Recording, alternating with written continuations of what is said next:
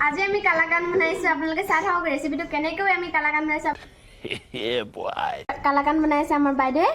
আজি প্ৰথমবাৰ কালাকান বনোৱা দেখিছোঁ দেই নহ'লেতো আগতে হোটেলতে খোৱা হয় আজি চাম তাইক পাৰিছে নে নোৱাৰিছে যদি পাৰে তাইক হালুৱাই বুলি আমি স্বীকৃতি দি দিম আৰু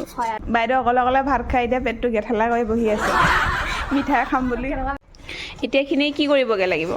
এইখিনি এতিয়া গাখীৰখিনি শুকোৱালৈকে এনেকৈ কৰি থাকিব লাগিব লৰাই থাকিব লাগিব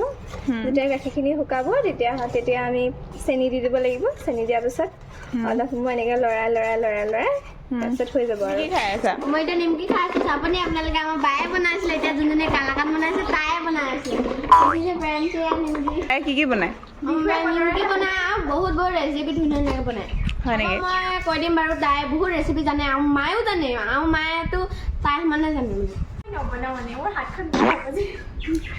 তেতিয়াহে আগলৈ দেখিলে গম পাব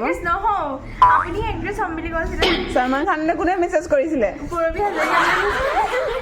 আজি তাই প্ৰথমবাৰৰ বাবে কালাকান বনাব ট্ৰাই কৰিছিল আৰু তাই ছাকচেছো আৰু এয়া আমি খাই শেষ কৰিলোঁ